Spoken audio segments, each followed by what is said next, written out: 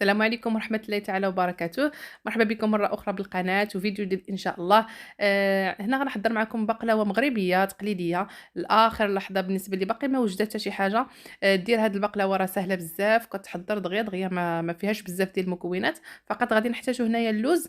هنا عندي 400 غرام ديال اللوز اللي زولت القشرة ديالو وحمرته في الزيت، يعني قليته. وهرمشناه، يعني ملي كنطحنوه ما كنطحنوش حتى كيولي لنا بودغ اولا كيتعجن لينا، كنخليوه شويه مهرمش باش كيجي باين في البقلاوه ديالنا. كندير معلقه كبيره ديال القرفه وكنرش بالزهر، ما نكثرش الزهر، كندير غير شويه. حنا بغينا الحشوه ديالنا تجينا مفرته، ما تجيناش معجنه ومجموعه. هنا كنضيف معلقه كبيره ديال الزبده وكنرش بالزهر، كندير شويه بشويه، ما كنديروش في دقه واحده باش ما نحصلوش على عجين، خاص يبقى هكاك مفرتت. على هذا الشكل هذا كما كتشوفوا. كندخل ديك الزبده تكون بوماد، تكون بحراره ديال المطبخ باش تدخل معنا دغيا في اللوز. على هذا الشكل هذا كما كتشوفوا. هاد البقلاوه حتى لاخر لحظه وحضرتها، وسهله بزاف، ما كتاخذش الوقت. ومكونات يعني اللي بساط يمكن لكم ديروها حتى بالكاوكاو. هنايا في الاول قبل ما نضيف الزهر والزبده حيت واحد شويه باش نزوق في الاخر. هنايا عندي الورقه ديال البقلاوه، فكيف ما كتعرفوا انه الورقه ديال البقلاوه كتكون شويه حساسه دغيا كتقطع لينا. نحاولوا ملي نشريوها ناخذوها تكون التاريخ ديالها يكون بعيد. هذيك كتكون شويه كتصبر، الا كان التاريخ قريب راه دغيا كتفرتت معكم وكتمحلكم في الخدمه.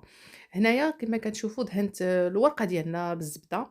زبده طبيعه الحال اللي زولنا منه الحليب، اولا كنخليوها شويه فوق البوطه حتى يمشي من هذاك الحليب ديالها، كتولي لنا بوغ نوازيت. هانتوما وشنو كتفضلوا؟ كنرشوا ديك الحشوه ديالنا بهذا الشكل هذا، كنعمروها مزيان باش كتجينا يعني عامره مزيان.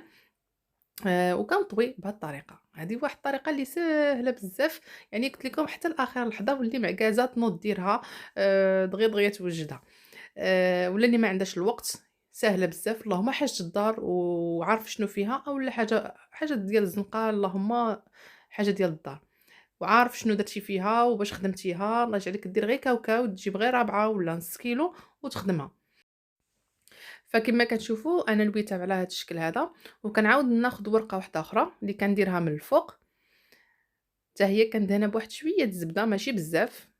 كتحل هي اصلا كتحل مع الطياب، كتحل كتولي تجي ورقه ورقه. كندهن غير واحد شويه هذا الشكل هذا.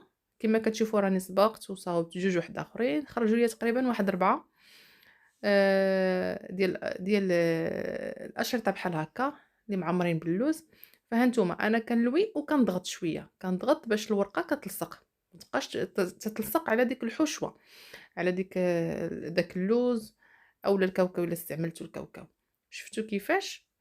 فصافي غادي نكمل. تقريبا بقات ليا وحده، كما كتشوفوا راه خرجت ليا 4. أنا هنايا قطعتهم مايلين وقطعتهم شوية كبار، يمكن لكم ديروهم صغيورين على هكا نتوما والحجم اللي كتفضلوا. أنا كتعجبني مرة كتعجبني ديك الحلوة الكبيرة، كتفكرنا في ايامات زمان. الحلوة كانت كبيرة وكتعجبني، كتجي في الطبسيل عاطية منظر زويون. فهانتوما اللي يكون ماضي باش نخرجوا التقطيعات تكون مقاده. فغادي نستمر بهذه الطريقه هذه حتى نكمل كاع داكشي اللي عندي ونستفهم في الطاوه ومسخنه الفران درجه حراره ديال 160. ما كنجهدوش الفران لان الورقه غتحمر لكم من الفوق ومن الداخل غتبقى معجنه. بطبيعه الحال كندهنوا بشويه ديال الزبده من الفوق باش كتجينا مقرمشه. وسبحان الله هاد الورقه ديال الفيلو كتجي مقرمشه وكتبقى مده طويله مقرمشه. هادوك الجناب حتى هما ما نضيعوهمش، ضروري حتى هما يا كندهنوهم وندخلهم حتى هما يتحمروا ونعسلوهم بطبيعه الحال.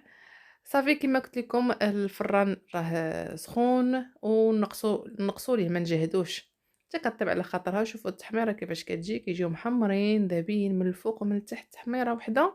وخصكم يعني تفهموا الفران ديالكم باش تخرجوا هذا اللون بحال هكا، يعني كل واحد الفرن ديالو كيعرف ليه. كل سيده في البيت ديالها راه كتعرف الفران ديالها، الجهه اللي كتحرق ليها، الجهه اللي كتحمر اكثر من الجهه الاخرى، وانتم يعني عارفين.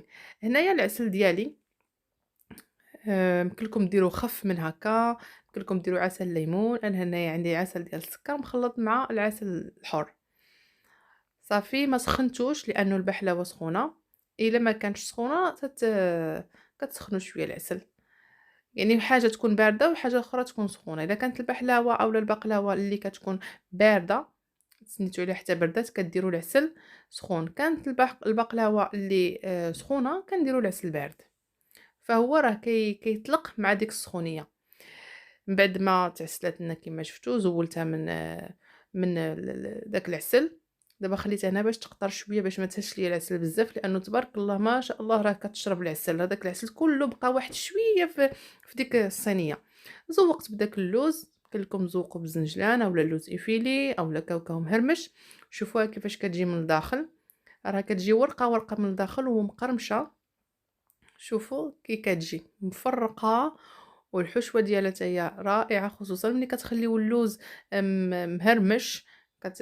ملي كتعضوا ديك البقلاوة كتحسوا بداك الشيء مقرمش ومفرز، الورقة بوحدها واللوز بوحديتو. صافي كنديرهم في هاد القبيقطات هادو لأنه كيكونوا معسلين باش ما تلصقش لي وحدة على الأخرى. ضروري كنديرهم في هاد القبيقطات. وصافي وغنقدمهم لكم بالصحة والراحة. كنتمنى تجربوا هاد البقلاوة هذه اللي ساهلة. وعندي في القناة مجموعة من المعسلات، كنتمنى ترجعوا تشوفوهم، اللي معسلات اللي ناجحين 100%. درت حضرت معكم حتى لديك البقلاوة المبرومة جوج المرات، صاوبتها معكم بالكركاع وباللوز. ونتمنى الفيديو ديال اليوم تكونوا استفدتوا منه ونال الاستحسان ديالكم. نتلاقاو إن شاء الله في الفيديو المقبل، ورمضان كريم بالصحة والسلامة وباش ما كتمناو. نخليكم على خير، مع السلامة. فما تنساوش البارطاج مع الأهل والأصدقاء. في أمان الله، بسلام عليكم.